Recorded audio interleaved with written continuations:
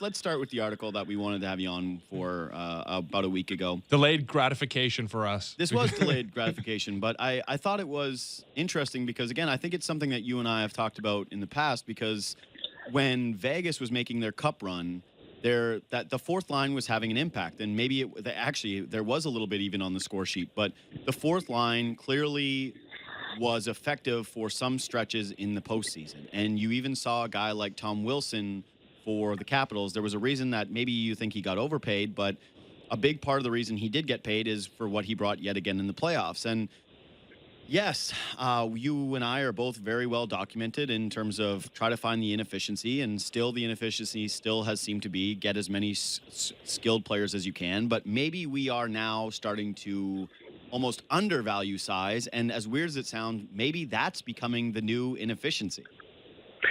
Yeah, for me, when I'm looking at the Leafs lineup and going, where could it fall apart? Most people would agree that the defense is something that needs to be shored up a little bit. But up front, it's not just that they're small and skilled; it's that their fourth line is, really, really small. Adding Tyler Ennis to be a guy who's going to play 11 minutes a night. It's an interesting choice, right? It's not something we've seen in the past in a completely different way of going about structuring your hockey team. And, hockey to me is still a sport that involves a lot of physical confrontation. Every single time you're on the ice and you're battling for a puck, you're going up against another guy. And, you have to have that confidence, feel good about yourself physically and all that. And if every single player on the team is someone who's going to lose physical confrontations or at least not be intimidated, I think it gives a measure of confidence to the other team. And so to me, that's just one area that if you look at the Leafs team, could it be that other teams will go into games against them just way too comfortable next season and play at their best because of that?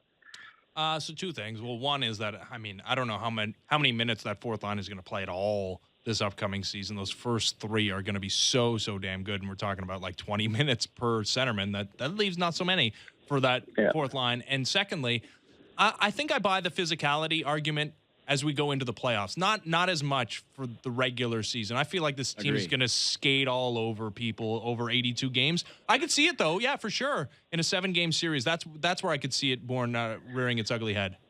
Yeah, we had that issue with the Marlies when I was there. The early days of William Nylander and Kapanen and Brown and all those guys when they were all young players is that like we'd play a game in January in Utica or Syracuse or whatever, February, a game where neither team was really up for it, and we just outskilled teams. Like some games we just ended like 9-2.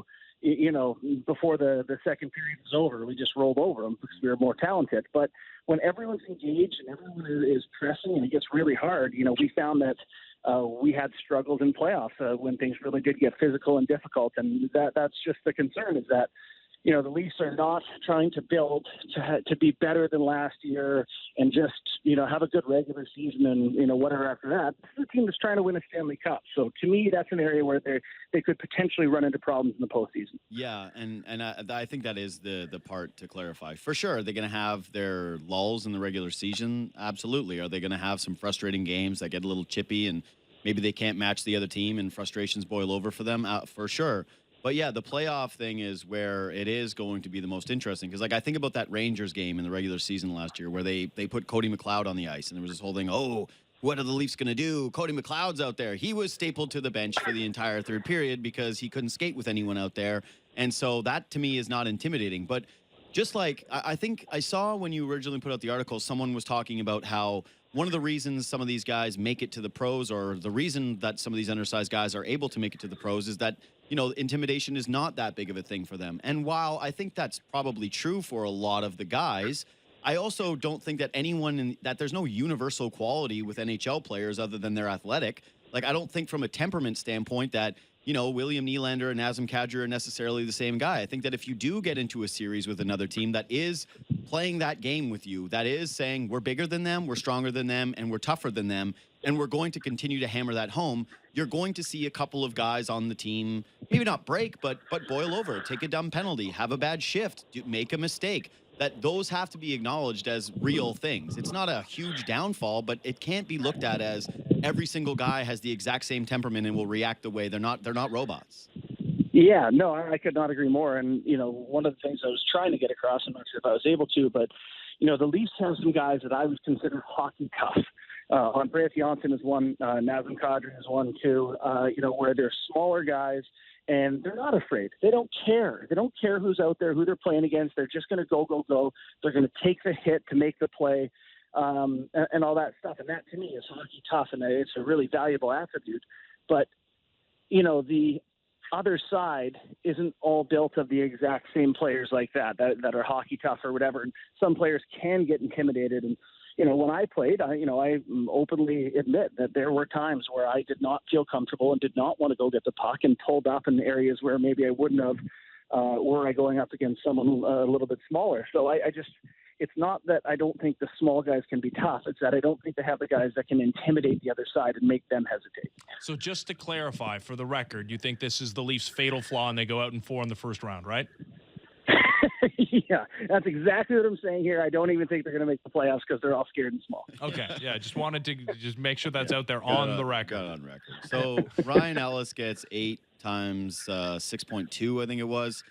And it's clearly a great deal. It's clearly a great deal. He was on record even saying he could have got more money, but he wanted to help keep the core together.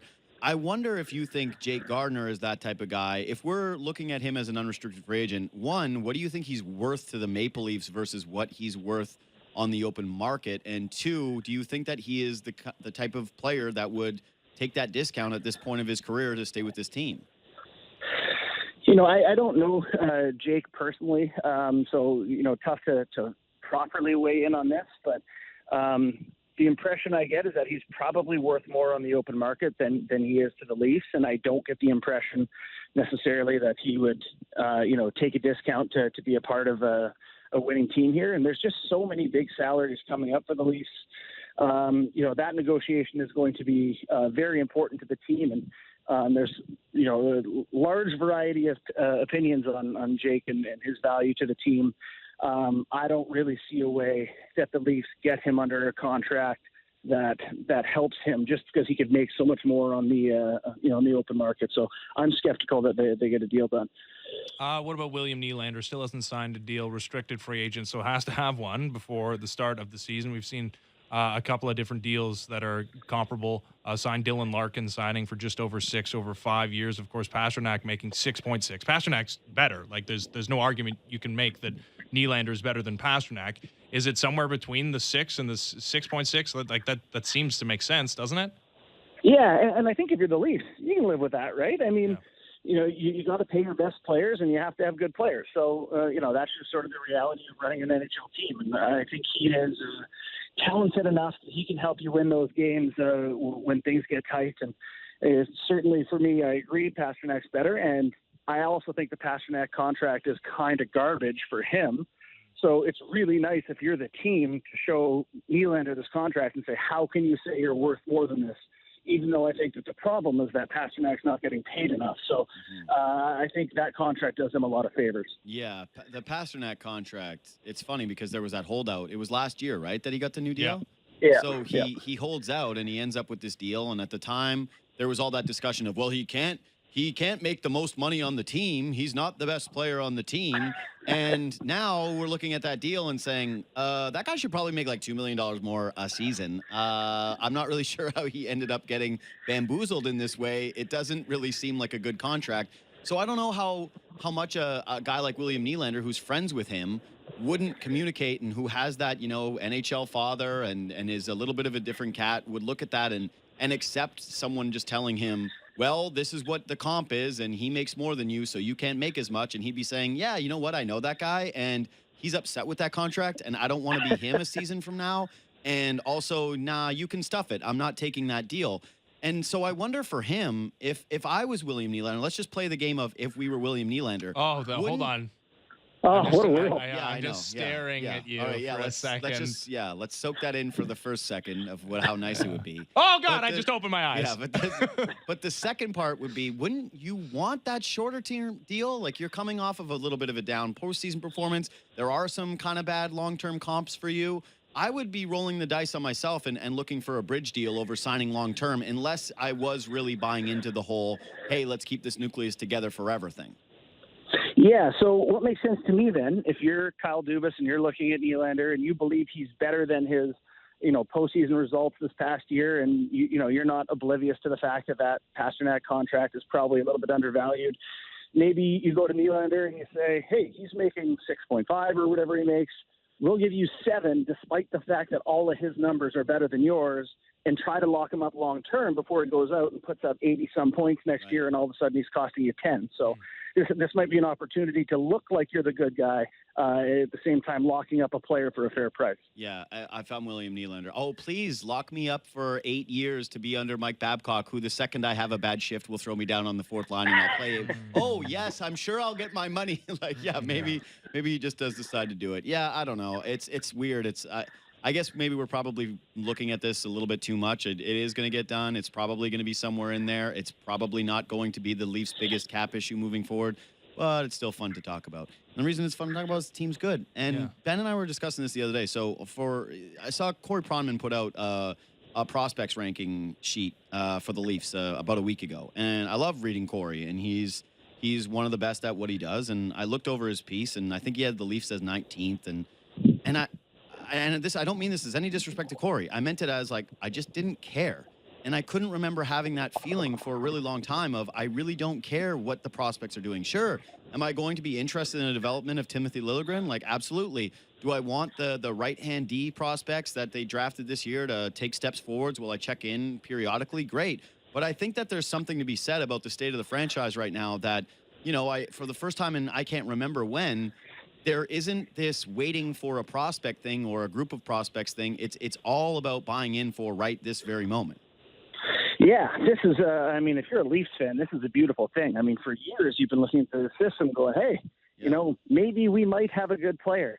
But the reality is that you need these exceptional players to win. And, the Leafs haven't had those in 20 years. Now that you've got, Matthews about to be fully realized here and Marner, and these guys are not just rookies of promise, they're going to be league-wide among the best players in the league. It is super exciting, and to not care about who's in the system that's a gift. That's how you know you're a good team when you start forgetting about the farm team entirely, because what do they matter? Because your team is actually good, and I think the Leafs are finally there. This is a fun time to be a Leafs fan. Yeah, it's not bad. Also, not so bad to be a Tiger fan right now. Bourne didn't win. What's he supposed to do though? 64 on Sunday.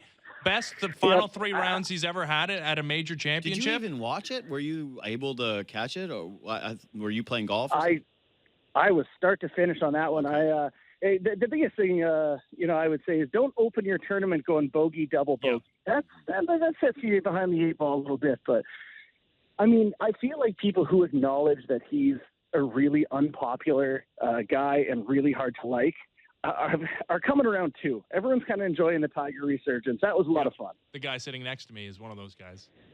Yeah, right. You're digging it, right? Yeah, listen, I would rather watch Tiger Woods in that type of a spot at a major than anything else in sports right now. And I don't know what the even close second would be. As a one-off event, sure, I can't wait for the NFL season to start. I can't wait for the NHL and the NBA to start. No doubt about it.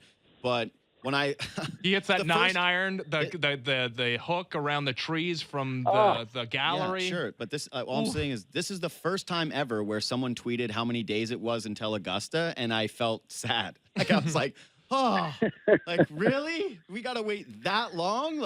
I guess there's a Ryder Cup, but whatever. Let's throw a 5th major in here. Let's get it done. I need a little bit more of that. So yeah, it's very, very, very exciting. It's a very, very good sports product. The gap is definitely too long with all the majors, and they're too close together. But it's just, there's something about someone having been the best in the entire world at something and seeing them come back, and he's been in competition, so you can feel like he's more comfortable in those settings, and it's just that was a great weekend of golf to watch for sure. He's no Brooks Koepka, though, let me tell you. All right. Boring.